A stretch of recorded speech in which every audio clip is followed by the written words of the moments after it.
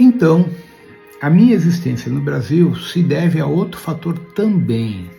Ao longo do tempo, eu fui reencontrando almas do comando estelar de Sírius, de Canopus, de Nódia, de Graceia, de Draco, de Gêmini, das Seis Marias, de Betelgeuse, e eu fui reativando essas pessoas e reconectando essas pessoas com a sua hierarquia espiritual e colocando essas pessoas na linha de provação cognitiva. Muitas foram reprovadas pela sua índole, seus desvios e padrão. Outras estão no caminho certo. E eu também vim resgatar algumas almas perdidas que não deveriam estar aqui, que entraram por teimosia. E algumas dessas almas têm a ver com o meu histórico cósmico galáctico, dentro de Shinkara e de outros processos que se encontram aqui no Brasil. Então, algumas eu ainda não ativei, outras eu ativei, mas se perderam no caminho. Então, aí a questão é, eu tenho ativado muitas pessoas do mundo ibérico, espanhol, latino, etc. também, mas toda a sustentação que eu precisava estava no Brasil, e não nos países latinos, porque no Brasil você tem Umbanda, tem Candomblé, você tem uma liberdade ideológica que nos outros países espanhóis, o massacre jesuíta foi muito maior. Tá? Então, a questão da ativação ibérica, tá? Tem a ver com o processo do massacre religioso que muitos dos ibéricos encarnados no Chile, Argentina, Uruguai, Venezuela, México, etc., países hispânicos, fizeram através do nome de Jesus. Ou seja, o fanatismo religioso dentro do catolicismo, o massacre dos índios e dos negros na escravidão, fez com que muitas dessas pessoas estejam presas karmicamente pelo seu abuso para com o próximo, indo de encontro às ensinanças de Jesus. Quem vive pela espada, morre pela espada. Palavras dele.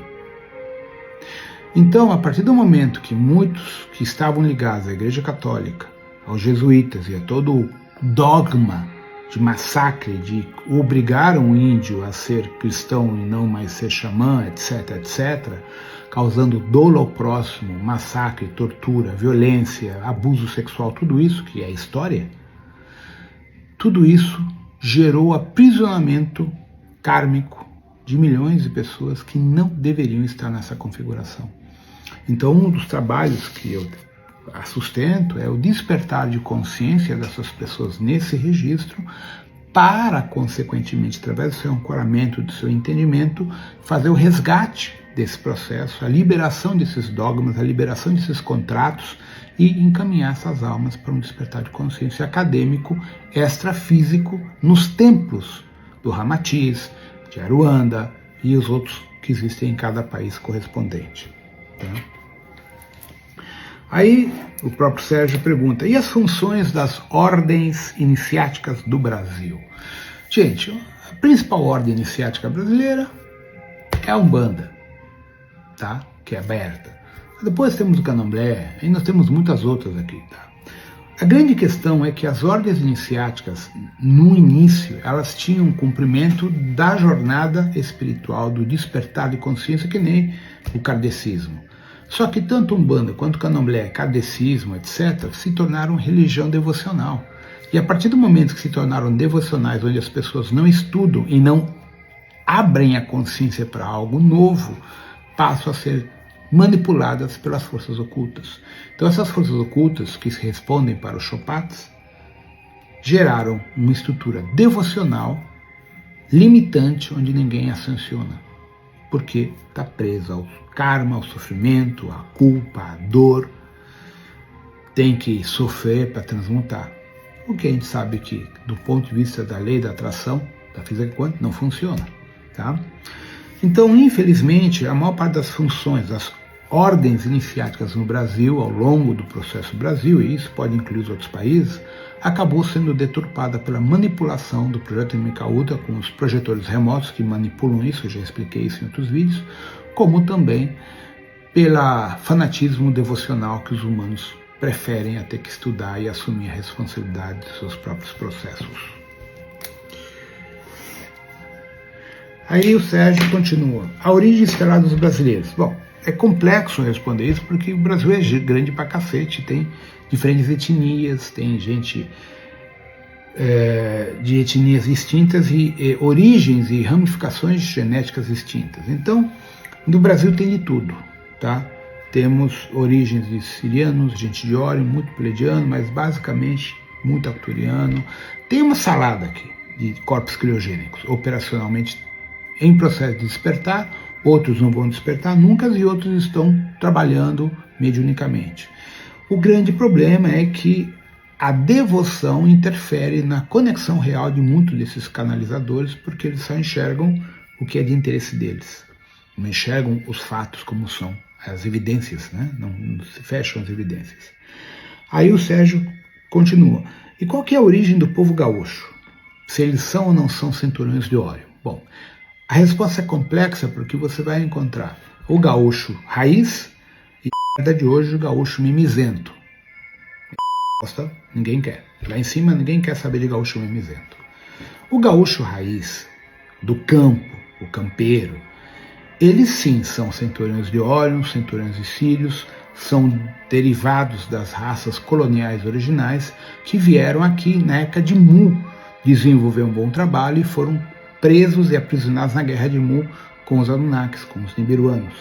Então, eles foram perseguidos durante muitas gerações encarnacionais, passando a ser romanos, gregos, celtas, e por uma ordem do plano espiritual, eles foram transferidos para o Brasil para dar origem à cultura gaúcha. Tá? Não são todos, é uma parte. E muitos eu conheço da jornada estelar, enquanto era comandante em Pleiades, comandante em Sírios e estava ligado à ordem de Thoth como professor acadêmico Melquisedeque, isso muito tempo atrás.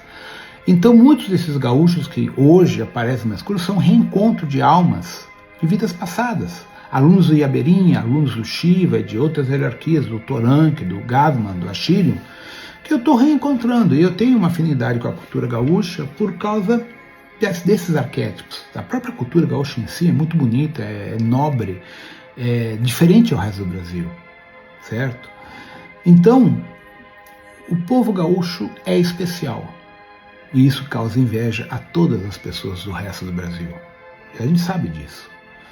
Tá? Tem muita música que enaltece o arquétipo gaúcho. Tá? E, infelizmente, para muitas pessoas pode doer, mas o gaúcho mora no meu coração e tem prioridade de resgate nesse planeta. Certo? Da minha parte, dos 7 samurais e do Conselho Chamuna, eles têm prioridade. Me refiro ao gaúcho raiz, ao gaúcho que realmente está dentro daquele arquétipo espiritual. Não essa geração mimizenta aí que usa Kuenstein, né? Isso daí não é mais gaúcho. Tá? Entende? Então, dentro da hierarquia brasileira, vocês vão encontrar realmente uma variedade muito grande de origens estelares, como você vai encontrar muitos botes também, mas muitos. Dentro dos gaúchos mimizentos, posso dizer que a maior parte é botes, tá? Que não estão nem aí para a tradição gaúcha, que não sabem curtir uma música raiz gaúcha, não valorizam a tradição de uma vaneira, de um shot, de um círculo de mate, sabe? Que não querem escutar as histórias dos avós, dos bisavós, contando o processo colonial de como se conquistou a terra gaúcha. Essa geração que não quer saber nada disso são bots. Preferem ver a porra do Grêmio versus Colorado lá, o Grenal, do que dar valor à cultura original. Então essas são questões hoje que a nível mundial demonstram como é fácil identificar os bots e os não bots. Tá? Então uma coisa é triste você observar isso.